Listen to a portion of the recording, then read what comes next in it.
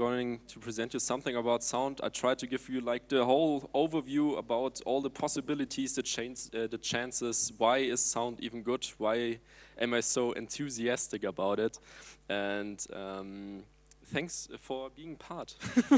Good morning. All right, so let me start with a quote that you've probably heard 1,000 times, but it's still relevant. And although George Lucas back then, he didn't even know about VR or anything immersive that's going to happen. I still would say that in VR, sound may even be more than 50%. And why is that? You're gonna find out in the next slides. And God damn it. Hi, I'm Martin, by the way. I came here all the way from Munich. And let me just do it standing, otherwise my feet will fall asleep. And yeah, I studied media engineering and production, and which gives like a good overview about every technology that's available, like maybe informatic or like computers or doing design, video, everything. But in the meantime, I already did sound work for like commercials or feature films. I recorded sound, I did the post-production, I did the music and stuff like that. And then I stumbled across VR like 4 years ago, and I was like, okay, my life now totally makes sense because I have all this background that I will now use and that I now have to know. So I decided to write my master thesis on sound and vision on 360 video and VR. And I'm since then specialized in VR sound like still nobody else nearly in Germany. It's like such a niche topic. It's like the niche of the niche. As we know, XR is not really a market yet, and doing sound for something that's not really a market is also not really a market. But still, this is now my life, and it's turning out well, so I can't really complain. I did like 40 projects during the last years around the globe. I was in Bangladesh, in Kenya, in Belgium, also Switzerland, and did like recordings or post-production stuff like that. So if you find your niche, stick to it. So yeah, as said, I like to do the recordings because I like really traveling. This is also part of the reason why I'm here. I like to meet new people, to get like the culture and everything. But I figured I don't like to travel all the time. I mean, it's good to some point and to some days, but I also like being at home in the studio and not talk to people for a week or something and just doing my nerdy sound thing. And so the combination here really made sense for VR because usually I do the sound for the whole project. I don't do just the recording or just the post-production. I can go to clients and say, hey, I can do the whole sound and vision for the project, and the people are glad because usually they know, okay, this is a crucial topic and I need somebody who has experience there, and when I say, hey, just let me do the sound and you will be good, and then people are just fine. But then I realized, okay, I can do sound all the time and I love it and it's great, but how can I make people believe sound is great? Because it's a topic that's really hard to get. I mean, what does it even mean? Sound drives immersion. Like, how can I do that? And this is what I want to break down in talks as such, to really give you some insights, how you can use it for your productions, or give like, yeah, to spread the word on why sound is important, I guess. By the way, if somebody here is from Bavaria or from the German speaking area, we just founded another association, but I'm not sure if you know Bavaria. It's like the state around Munich, for example, and it has a lot of industry and education and stuff, but kind of we missed out on this XR thing. I mean, there are like nerds like me who really do this, but the whole politics, it kind of didn't really think that this is going to be a thing. So by the way, if you're from this area, just talk to me, and we are we want to build a network and to get everybody connected, because there are so many branches like health, or for example, that I don't really have access to, but they are literally people making a business model out of it using XR, and we are all using the same technology. And so we were thinking, hey, we should go together and help each other. So now XR sound, it's accessible with normal headphones. And this is what I really like about this whole topic, because perhaps you know about 3D audio or spatial sound or whatever it's called. There are so many names, but usually it wasn't accessible for anybody, because you would have to have like a dozens of loudspeakers inside of your room, and nobody has that. And I mean, and not okay. Now I have that, but I didn't have that like for ages. And I totally understand why people would not buy a dozens of loudspeakers to get immersed into 3D audio. But now this is all possible with just a plain pair of headphones. Some headphone manufacturers, they say that you need like 3D audio headphones, but this is scam. Like you literally can use normal headphones, because all this processing, all the rendering, which takes into account your ears, for example, or how your head is built, it's all software based. So it literally just takes all the information from your 3D scene, for example, and it does the rendering and taking into account, okay, you're watching to the front, how would it sound for a human being? And it takes into account, yeah, as I said, how your ears are shaped, for example, and doing like some crazy frequency response. And this is how all the magic happens, that you can experience VR sound with just 2 headphones and don't need anything else. Just like we use 2 eyes to experience like this whole 3D space, it always renders just to what you're actually looking at. So what are the chances for sound? I mean, what I say all the time, and this is what you probably already know, that you can subtly guide the viewer's attention. For example, imagine there's a person behind me wants to stab my back, for example, and I could hear the person because, for example, of doing the footsteps or like making screaming or sounds like that, but you could not tell this with just visual elements. Like imagine I'm in a VR experience and I want to tell that there's a murder behind me. Just with the visuals, you can't do that, and this is why sound, for some reason, now got a importance which it never had. Imagine in a cinema, you're watching like a murder scene, you have the sound boom ready. If the sound is coming from behind or whatever, it doesn't really change the story, but like right now, you can actually change the story and the way how people perceive the whole experience. Also, sound improves like the overall experience. This is what I mean, like sound improves immersion, right? And this is true, because your brain is not dumb. I mean, as of right now, we can watch a virtual experience and get, okay, we're super into that, but as soon as the sound doesn't really match the visuals, we are not very deep into that. And it's very abstract to explain, but if you see like before and after, like before without good sound and after with good sound, you would really see the difference. And this is what I'm going to tell you later, because I actually did a study on that too, to somehow find proofs why the sound matters. Also, this is like a pretty old story that YouTube and Facebook actually supports, in this case, ambisonics, like since 2016. This is like nearly 3 years ago, and since then you can use this nerdy VR sound thing like on every device, literally. You can just put on your smartphone and put on headphones, and you can experience 3D sound. So it's actually very accessible at the moment, which is what people tend to forget, because you used to have a custom app with Unity, for example, but as of right now, you can just upload your, for example, 360 video on YouTube and it will work, which is great. And come on, as of right now, who has not experienced VR? We all know how it's done, and now it gets really important to make good experiences and not do like another roller coaster ride and say, hey, this is VR, because we know it, and more people will know VR, and they will also more focus on not only the visual elements, but also, of course, on the whole experience, which also takes into account the sound. And there's one thing, I'm sure you know about voiceovers, which is usually a narrator voice that's inside of your head.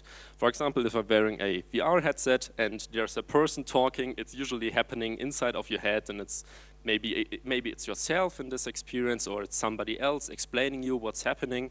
And usually you would mix this audio as mono. Means if you move your head, the person will still stay inside of your head.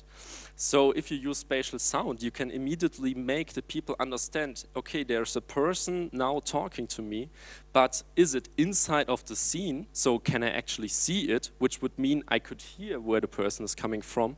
Or is it just a narrator which is staying in my head? So I would move my head and I would know, hey, this person stays inside my head, this is a narrator. So you have like an additional layer of audio information, which is very intuitive, because by movement of your head you immediately know if the person is really inside of the scene or not. And this is most of the confusion I see with people, is that they don't really get voiceovers. They think that there is a person like in the scene and they're trying to find it, but the sound doesn't move, and like where is the person talking? And especially if you have like interview scenes and then you cut and then you have like a voiceover, people are usually very confused. But with spatial sound you can immediately make them understand, okay, mono means there's a voiceover, and spatial audio means, okay, there's a person really inside of the scene. As I said, with cinema, I mean, I really like going to the cinema, and probably you also do. And it's great to have like loudspeakers all around the room and everything, but in the end, it doesn't really change what you're watching. I mean, if it was stereo, it would still be a good movie probably, but sure, the whole overall experience wouldn't be as nice to have like helicopters flying above you, but it doesn't change anything of the story. So I would say, okay, it's nice to have, and I really want to encourage this surround sound, don't get me wrong, it's very good what people are doing there, but in VR it's like really the other way around. If you just use stereo sound, it will mess up your whole experience, because you may have those problems that people just don't understand if there's a person inside of the scene, or where's the music coming from. Is it just music that you are listening on your headphones, or is there like a band playing? You just don't know, and with spatial sound you can make you can distinguish it. The reason why I show that is I try to make sound accessible, and usually sound is not as accessible with visuals, but they kind of work fairly similar. So I usually get asked, how is this whole 3D audio thing working? How do you record for something like that?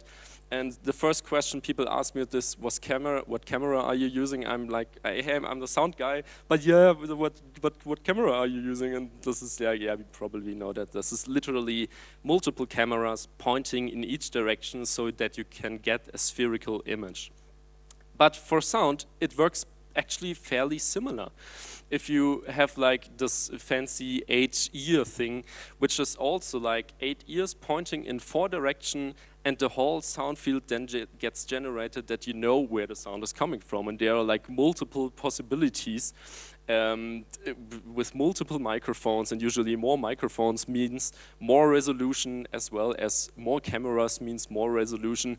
But in the end, it isn't really that important for you, because what I like to say, the perfect sound and the perfect microphone just it doesn't exist. And because there's so much discussion going on in this nerdy sound engineering scene where, oh, you can't use ambisonics, you have to use something different and whatever. And long story short, it depends on what you are trying to do. If you are in a car, for example, you just can't use a small microphone, but if you have a big space, sure, go ahead and use big microphones. So that's basically the whole magic. But to break down, what you would really have to have for the recording is 2 things actually. And this is not just this fancy microphone with multiple microphones pointing in every direction, because this is what gets most attention. You probably know this VR mic from Sennheiser, for example, but this is actually not the most important thing. The most important thing actually still is a mono microphone, for example, like this one. It doesn't capture any like information on where this microphone is in space, but with this microphone I can capture the best possible resolution, like for my speech. Like you can clearly understand me, right? But if I use, for example, this other microphone and place it somewhere there, it just wouldn't work. So to keep it easy, if you're working like with actors, for example, or with persons, this is what you would have to focus on, like that you use microphone that you can hide under the clothes, for example. And the question of which fancy surround microphone I use is not that important, but the key is to get like the best of both worlds, because this microphone will get you like a good overall sound field, which is kind of narrow, but it works kind of with the head tracking, and it gives you a feel of distance, because if this microphone is like 2 meters away, it literally sounds like I'm 2 meters away. But with this other microphone, you can get like the best possible resolution of how it would really sound. And this is what they also do, like in cinemas, as you know, you have a boom pole, for example, to just capture the voice as clear as possible, and you can still add like reverberation afterwards, to cut the high frequencies so it gets some distance, but make sure you just capture the best possible resolution on set already. So this is pretty much what I did, for example, at a case in Bangladesh, where I literally had like just an H2N, which is like a fairly cheap microphone, but if you know how you can use it in combination with the camera, and here it was just a bit pretty much a run and gun situation where we were at the camp, and I had the microphone already on top of the camera, and we just placed it somewhere, checked like on the iPad if the shot would work out, and if the shot may be stitchable, and I had to listen for any problem with the sound. Is it too noisy? Is there a person talking or something? Is there crosstalk going on? And then, for example, at the picture at the top, you can see there's a narrator talking to the camera, and I also gave him like an additional microphone that I hid under his clothes so that I can get his speech as good as possible. And then, of course, I had like a third microphone to collect like every sort of, for example, footsteps, or to have like children crying, for example, that I can use afterwards in post-production to set it into the scene, which is maybe not what the current scene was sounding like, but maybe this is what I would want to see to sound like afterwards. Okay, like a very quick determination, because there's a lot of confusion going on about like what is 360 and what is XR and what does it mean for sound, because it literally changes everything. It changes my complete workflow, because 360 is like the subcategory of VR, and as we know, it's linear. You press play, the whole experience runs, and then you can press stop, and then the experience ends. And usually you have like camera footage, or you can record actually with microphone, because it's all linear, and then you just export a multi-channel wave audio file which contains like this room information. Imagine like, for example, even 5.1, where every speaker knows when it's being played. And you can use like normal digital audio workstations like Reaper or Pro Tools or Nuendo, for example. They are keeping track of all this VR thing. They now have like multiple channels that were not available a few years ago, so it's all happening. It's a bit slow. But as soon as you have something interactive, it changes everything, because then you would have to just deliver snippets of audio files and then put them into 3D engines, for example. This is mostly used with game audio. For example, somebody enters the door, you would have to have an asset with a door sound, and then you would make the asset understand, okay, where am I in this room, and what is the room built like what reverberation am I using, how hard can I open the door, for example. And this is not too relevant for all the linear experiences, because you would just mix the sound and then you know, okay, it works every time. But for all these assets, it really depends on, oh, am I using music? Maybe the door sound is now too quiet because I'm using background music when there is an enemy fighting. So it gets really confusing very fast. So this is where I, at the latest, work like with game audio designers who have like a complete different approach to the whole experience. So long story short, what can we now do fancy with the sound? As said, 360 videos and VR experiences, totally easy. But let's imagine you have a cinema and you don't use the cinema screen, but you use VR headsets. I'm sure you have already seen that there is like a cinema, and on every seat there's literally a VR device. And for this experience, they would use the loudspeakers of the cinema. And usually cinemas have great loudspeaker setup. So this is very, very great to have like a shared experiences. Because usually you're a bit isolated using headphones, and some people don't even want to use headphones. So with something like that, you can use this spatial sound to have like a shared experience. Also for room scale things, there are so many creative possibilities.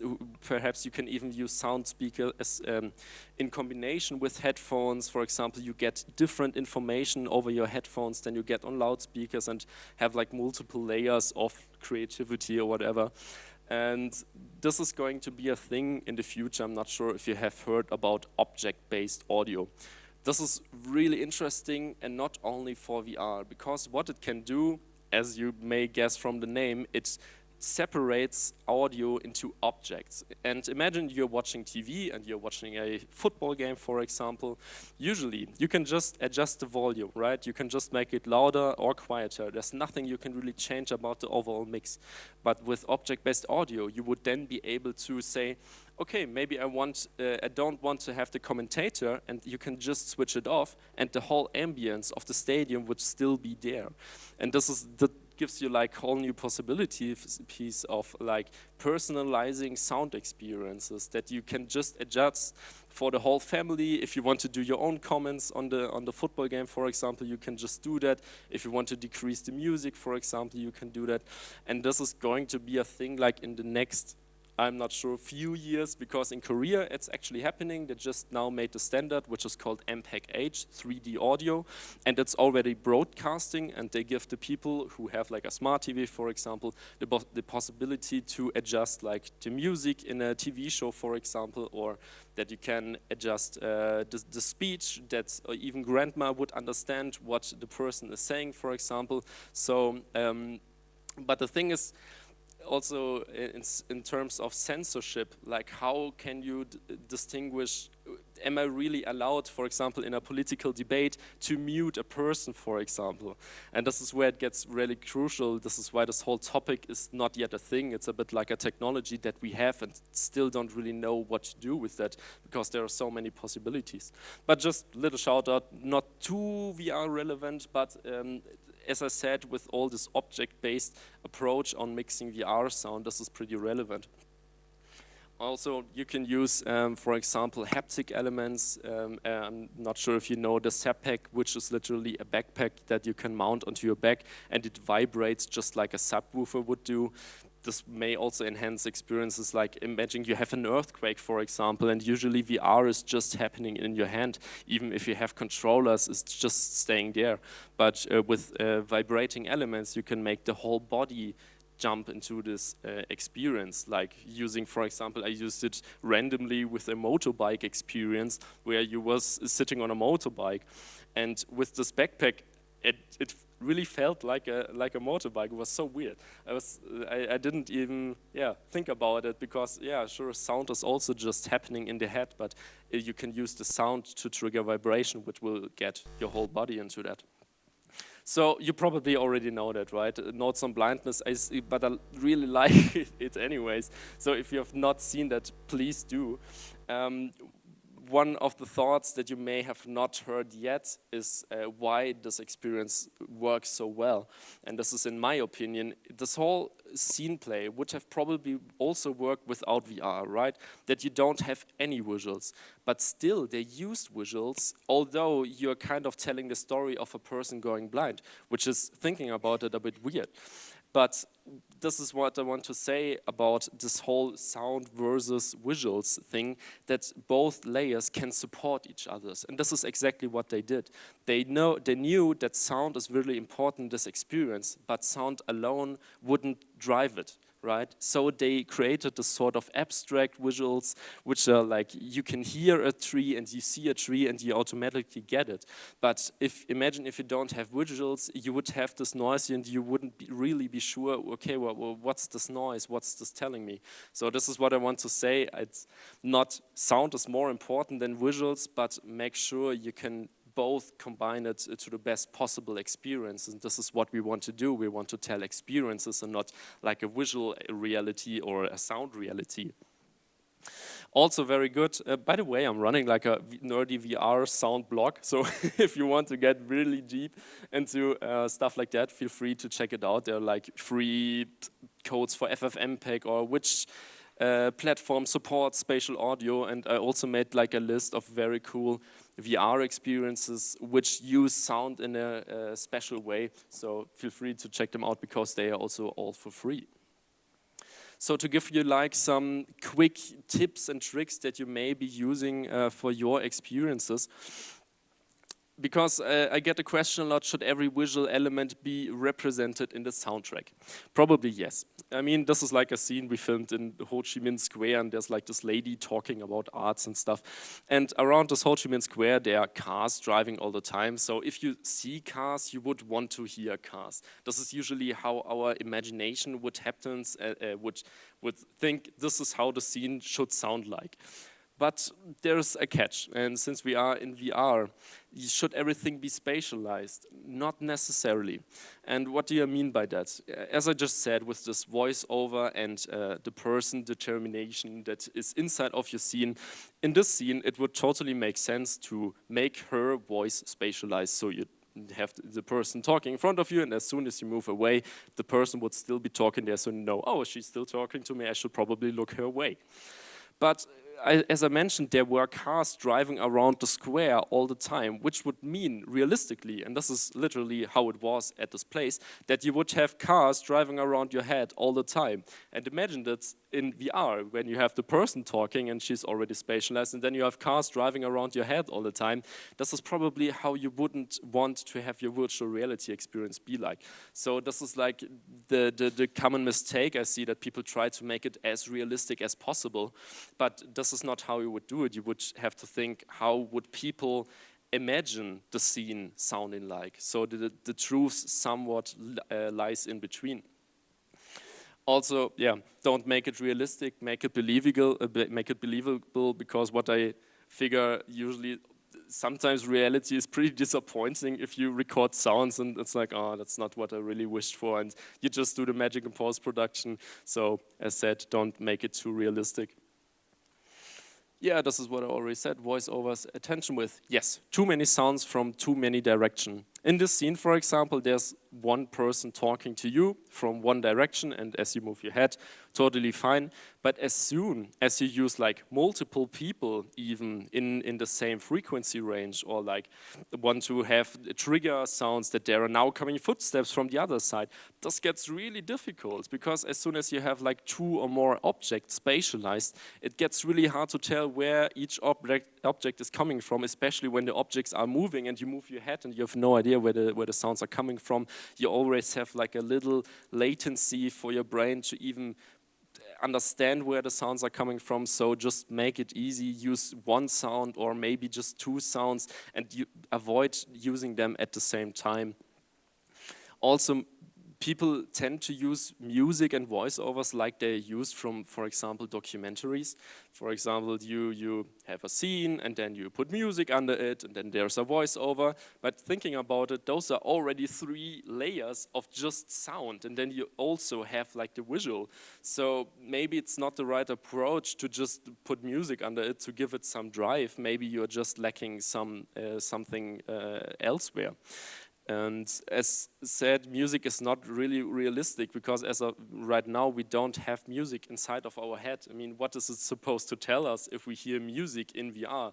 Like, is it, if there's a band playing, for example, yes, that makes sense if the band is then spatialized. But if we just hear background music, what does it mean? Like, where is it coming from?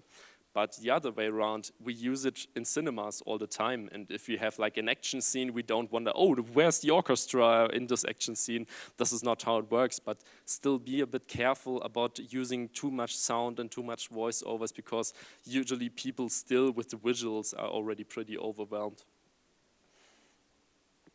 It also depends a lot on the scenario, how you would use the sound. Is it like a background sound to give you like some emotions, to give you a feeling for the scene, or is it literally a concert? And yeah, it really depends on the scene. So, as mentioned, I did like a little case study. Usually I'm a content creator, so I'm not very familiar with that. But this is the cool thing about like this whole VR community. You meet people at VR meetups, for example, that literally work and doing their PhD on VR. And I met a lady which is also working in Munich, and she's doing a PhD on VR. And one of the topics she wanted to discuss was how sound changes the way we are looking at VR experiences. And I was like, perfect. I also want to find it out if what I'm telling you is actually true, because imagine as if people just don't get the difference and stereo is just fine and we don't use spatial sound, and then I would have a problem. But I was really curious to find it out. So how this whole heat map was created, never mind. I didn't even understand, but it worked. This is how it looked like. We had like, these hotspots, and in this scene you could really see, okay, people were watching at this sign where there's CPOC on it on the left, and people were watching the motorbikes where the sound was coming from, so the scene worked, for example. But we could also break it down to the individual points, and then ask people dedicated questions. Why did you watch into this direction, and so on. You get the idea.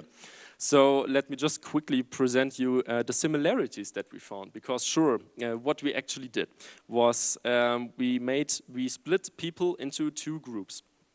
And they were all watching the same 360 video. The only difference in between these two groups were the first group was watching it with simple stereo sound, so they moved their head and the sound was not rotating, and the other were using spatial sound, which is what I'm talking about all the time. So as soon as they moved their head, the sound was also rotating, but they were watching the same visuals. And because for me, I always say, okay, sound changes how people watch, or it triggers their attention, but is this even true? And this is what we wanted to find out. So for the similarities, humans draw attention in both cases, because I thought, okay, there's a person talking to me in VR and the sound is spatialized. I would always know the person is there and I would stick to the person all the time. But this is literally also happening when just using stereo sound, because people draw our attention. We just don't randomly watch at the wall, for example. You watch at other people. So this is one of the similarities we found in both studies. Also, people usually just watch straight forward. I mean, we are the VR pros, and we also watch to the back and to the bottom and to the top and look for stitching errors or something like that. But usually people just don't do that. They just want to watch straight forward all the time, usually maybe a bit up and down, but not too much, actually, because this is how we can move our head. Also, if you watch a scene for the second time, people feel automatically comfortable watching away. What does it mean? We had an interview scene where there was a person sitting down there, and the person was telling something about their life, and people would watch the person all the time. Then there was a cutscene, and then you could see like children playing, something like that, and then we moved back to the scene. And then people immediately understood, hey, this is the same scene I saw before, and even though the person is talking something new, they would still wander around, and this is how you would know if you use a scene twice, people will immediately start to look away, no matter what sound you're using. So what are the differences? This is what got me really excited, because if there weren't any differences, I would probably not be here on stage and telling you that sound is very good. And they luckily were some differences. For example, with this interview scene, we could measure how long people actually watch a person. And for spatial sound, the people stayed when they watched it for the first time until the end of the scene. And the scene was like 12 to 15 seconds, which is like the average for VR 360 videos, I guess. But for the group of stereo sound, as soon as they moved their head, this was like after 8 seconds, they would still hear the person talking, but they would not hear the person talking from a direction. And imagine in real life, you have a person sitting next to you, and the person is talking to you, and you move your head, you would immediately feel, oh, I'm not looking at the person who is just talking to me. That's a bit rude, right? But this is what literally triggers you in VR. When there's a person talking to you and you move your head, you still feel the feeling, oh wait, there's a person talking to me, maybe I should watch to the person. And this is like one of the key differences we found there. So usually they stayed 1 to 3 seconds longer to the end of the scene. So if you want to have a person staring at you, another person, use spatial sound. Also for moving objects like animals or motorbikes or something, it's literally, as I showed with the motorbikes, it really draws attention if there is something moving and you hear, okay, there's something in the space. So what was really interesting about this whole study is not just like the heat map thing and then we could do like some measurements and stuff like that. It was literally the feedback that people gave us. And one of it that, whoops, let me go back. One of that was this voiceover thing. This is what I didn't really have in mind before doing the study, but most people, when they heard a voiceover, were literally asking during their experience, oh, where's the person talking? And this is what they also wrote into the survey, that they just were confused where the person is actually talking. So we found a lot of things that weren't really related with the heat map in the first place. So let's skip the learnings very quick because I've got the conclusion left. And there are differences, probably not as many as I would have expected, but still so many that it would change how the people would view the experience. Also, okay, this is nerdy, forget about it. Early studies, so feel free to extend, because what we learned, it really depends a lot on the content. Imagine if you have like a more abstract scene where everything is black and you just have like objects and they are making sound. This is probably where sound would make so much more sense, and it really make a difference. But imagine a scene where you see a car and you hear a car, you're already okay with that. If the sound is now spatialized or not, doesn't really change the way it's perceived for most of the people. But as I said, make sure you hear every important object of the scene. So that's it. Thank you very much.